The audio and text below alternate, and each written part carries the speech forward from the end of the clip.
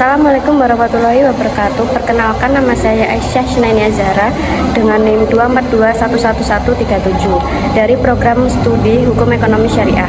Pada video ini saya akan menyampaikan general review mengenai materi etika bisnis. Etika bisnis merupakan seperangkat nilai, norma, dan prinsip moral yang menjadi pedoman dalam menjalankan kegiatan bisnis secara bertanggung jawab. Nah, melalui video ini saya akan mengulas poin-poin penting yang telah dipelajari, seperti mulai dari konsep dasar etika bisnis, prinsip-prinsip yang mendasarinya hingga menerapkannya dalam dunia usaha. Semoga pembahasan ini dapat menambah pemahaman kita dalam dunia usaha. Semoga pembahasan ini dapat menambah pemahaman kita mengenai pentingnya etika dalam menciptakan praktik bisnis yang adil, jujur, dan berkelanjutan. Selamat menyaksikan. Pertama, kita akan membahas pengantar etika bisnis. Apa sih etika bisnis itu? Etika bisnis adalah fondasi, bukan hiasan. Etika bisnis itu prinsip moral yang mengatur cara perusahaan jalanin usahanya. Jadi bukan cuma soal untung dan rugi, tetapi juga soal benar dan salah, adil tidak adil. Tanpa etika, bisnis gampang jatuh ke praktik curang, tipu konsumen, atau eksploitasi karyawan. Fungsi etika bisnis ada beberapa. Yang pertama, jadi pedoman biar semua keputusan bisnis nggak melanggar norma. Yang kedua, meningkatkan kepercayaan. Pelanggan, investor, karyawan jadi lebih percaya kalau perusahaan punya integritas. Yang ketiga, cegah konflik beserta risiko hukum. Kalau dari awal sudah jujur dan transparan, sengketa bisa diminimalisir. Yang selanjutnya yaitu pada konsep dasar etika bisnis dalam Islam. Yang pertama adalah landasan dan prinsip utama. Sumber hukum dari etika bisnis tersebut yaitu etika bisnis dalam Islam berlandaskan penuh pada ajaran Al-Quran dan Hadis sebagai rujukan universal dan praktis. Nah, tujuan prinsip dasarnya aktivitas perdagangan dijalankan melalui 7 prinsip utama, yaitu ketauhidan, keilmuan, keadilan, tanggung jawab, kebebasan, kebajikan, serta prinsip halal dan haram. Pada materi berikutnya yaitu mengenai perbandingan, persamaan, serta implikasi praktis antara etika bisnis konvensional dan etika bisnis Islam dalam dunia usaha global. Secara umum, keduanya berfungsi sebagai kontrol sosial dan fondasi agar bisnis dapat bertahan dalam jangka panjang, namun memiliki keadaan yang mendasar pada sumber nilai dan orientasi tujuannya. Selanjutnya, materi identifikasi isu etis dalam etika bisnis. Yang pertama, dekonstruksi istilah etika, etiket, moral, dan akhlak. Kita seringkali mencampur adukan istilah-istilah ini, padahal secara substansif berbeda. Etika adalah kajian teoritis filosofis mengenai benar salah. Etiket adalah praktis sopan santun dalam pergaulan. Moral mengacu pada subjektivitas komunal atau personal. Sementara akhlak dalam Islam memiliki dimensi paling konferensif karena bersumber dari wahyu Al-Quran dan hadis dan mengikat tanggung jawab manusia langsung kepada Allah Subhanahu wa Ta'ala, bukan sekadar norma sosial. Yang kedua, isu etis adalah tantangan nyata bisnis modern. Isu etis muncul ketika profit diletakkan di atas kemanusiaan dan keadilan. Dalam materi ini kita bisa melihat 5 isu etis krusial. Yang pertama, kecurangan keuangan dapat menghancurkan fondasi kepercayaan publik seperti skandal Enron. Yang kedua, korupsi dan suap merupakan merusak kompetisi pasar yang sehat. Yang selanjutnya, eksploitasi tenaga kerja, mengabaikan martabat pekerja demi menekankan biaya. Yang keempat, ada pelanggaran hak konsumen, menggunakan iklan menyesatkan demi keuntungan sesaat. Dan lalu yang kelima, kerusakan lingkungan, yaitu melanggar prinsip tanggung jawab antar generasi seperti skandal emisi Volkswagen. Selanjutnya, etika bisnis Islam sebagai solusi berkelanjutan. Kepatuhan terhadap hukum positif saja tidak cukup bagi sebuah korporasi. Etika bisnis Islam hadir sebagai komitmen moral dan spiritual dengan menanamkan nilai tauhid, keadilan, kejujuran, dan tanggung jawab. Bisnis tidak lagi dijalankan demi keuntungan materi semata, melainkan untuk mencapai kemaslahatan bersama dan keberkahan. Selanjutnya, pada bab kelima, pendekatan etika bisnis dalam pengambilan keputusan. Secara keseluruhan, materi ini menjelaskan bagaimana nilai-nilai menjadi kompas moral yang fundamental dalam proses pengambilan keputusan, baik untuk individu, organisasi, maupun masyarakat luas. Nah, yang pertama kita akan membahas hakikat etika dan dasar keputusan.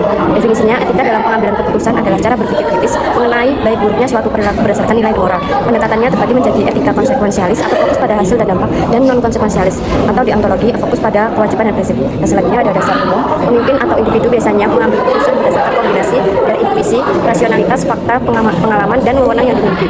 Materi selanjutnya yaitu membangun argumen etis dalam etika bisnis Islam.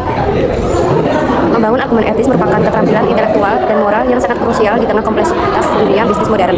Argumen etis bukanlah sekadar opini atau luapan emosi pribadi, melainkan sebuah pernyataan terstruktur dengan landasan logis dan prinsip moral yang dapat dipertanggungjawabkan. Materi selanjutnya yaitu aplikasi etika Islam dalam studi kasus menjaga stabilitas keuangan. Dapat disimpulkan pada beberapa poin. Yang pertama yaitu hakikat dan urgensi etika bisnis Islam berbeda dengan etika bisnis konvensional yang berfokus pada standar perilaku organisasi demi kepatuhan hukum dan hak pemangku kepentingan. Materi selanjutnya yaitu komunikasi sebagai solusi etis dalam bisnis Islam. Yang pertama ada hakikat komunikasi dalam bisnis Islam. Dalam perspektif etika bisnis Islam, komunikasi bukan sekadar alat teknis untuk informasi atau pengertian semata, tapi dari itu komunikasi bernilai sebagai yang harus dilandasi oleh nilai-nilai moral dan spiritual seperti kejujuran, amanah, keadilan, dan tanggung jawab. Yang kedua ada pilar penting pada prinsip komunikasi Islam agar interaksi bisnis berjalan etis dan berbawa keberkahan. Terdapat 7 prinsip utama yang wajib dijadikan pedoman oleh pelaku usaha. Yang pertama ada kaulan serikan, kaulan sadidan atau berkata jujur dan sesuai dengan fakta lapangan. Yang kedua ada kaulan balikan, menyampaikan informasi secara jelas dan tepat agar tidak terjadi kesalahpahaman. Yang ketiga kaulan lainnya, lemah lembut dan ramah dalam membangun kenyamanan bertransaksi. Yang keempat kaulan ma'rufan, berkata baik, sopan dan menjaga profesionalisme. Yang kelima kaulan kariman, menghormati dan menghargai semua pihak tanpa memandang status sosial serta yang lainnya.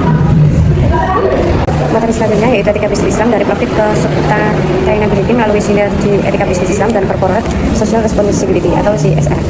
Yang pertama ada sinergi antara etika bisnis Islam dan CSR. Etika bisnis Islam berfungsi sebagai landasan nilai dan arah moral seperti kejujuran, keadilan, amanah, dan dawabit syariah atau dalam aktivitas ekonomi. Yang kedua ada CSR atau corporate social responsibility, merupakan manifestasi fisik atau bentuk nyata dari nilai etika tersebut dalam merespon isu sosial dan lingkungan. Integrasi keduanya membuat orientasi bisnis yang semula hanya berfokus pada keuntungan finansial menuju kemaslahatan yang berkelanjutan. Selanjutnya yaitu etika bisnis dalam penanganan bisnis global. Di era modern ini, globalisasi telah mengintegrasikan berbagai negara melalui pertukaran barang, jasa, dan informasi dan budaya. Proses ini mendorong perusahaan untuk melakukan internasionalisasi, memperluas pasar, dan meningkatkan efisiensi. Selanjutnya yaitu penyelesaian konflik etis dalam bisnis. Yang pertama ada pergeseran parameter kesuksesan bisnis. Di era modern ini, kesuksesan sebuah perusahaan tidak lagi hanya diukur dari aspek finansial atau pertumbuhan aset semata. Perusahaan ini dituntut memiliki legitimasi moral dan tanggung jawab sosial yang kuat di mata publik. Tantangan terbesar muncul pada ruang abu-abu, yaitu kondisi di mana regulasi hukum formal belum mengatur suatu tindakan secara spesifik. Namun tindakan tersebut berpotensi mencederai hak-hak pemangku kepentingan. Dua, analisis 4 norma utama menyaring keputusan melalui 4 kacamata etika universal, yaitu kegunaan, hak, keadilan, dan kepentingan.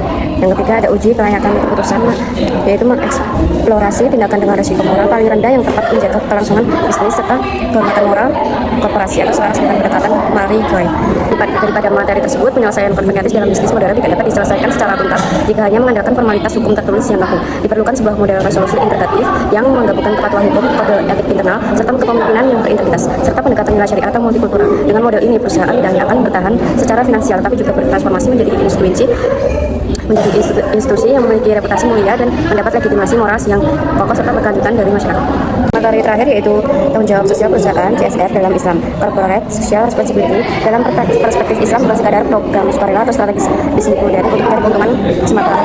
CSR merupakan wujud integrasi antara etika bisnis, nilai syariah, dan bentuk ibadah atau tanggung jawab moral serta spiritual kepada Allah SWT.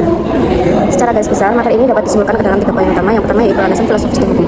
Konsep CSR dalam Islam berakar pada prinsip tauhid, persaudaraan, dan amanah, di mana manusia bertanggung jawab mengelola sumber daya bumi secara bijaksana. Di Indonesia, praktik ini didukung secara kuat baik oleh hukum agama tercantum dalam Al-Quran seperti Quran surat Al-Baqarah ayat 30, An-Nahl ayat 90, Al-Qasas ayat 77 serta hadis 65, maupun hukum positif pada Undang-Undang Nomor 40 Tahun 2007 tentang PT dan Undang-Undang Nomor 25 Tahun 2007 tentang penanaman modal. Selanjutnya ada prinsip utama. Pelaksanaan CSR wajib bersandar pada 4 pilar utama, yaitu al-adil atau keadilan kepada seluruh pihak, al-ihsan berbuat baik, maslahah membawa manfaat kemaslahatan, dan amanah atau menjaga kepercayaan. Dalam lingkup implementasinya, penerapan CSR Islam berdampak nyata pada 3 elemen, yaitu stakeholder atau pemangku kepentingan, yaitu memberikan kompensasi adil dan meningkatkan kualitas karyawan.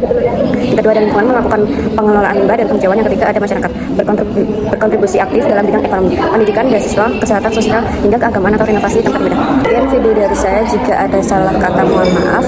Wassalamualaikum warahmatullahi wabarakatuh.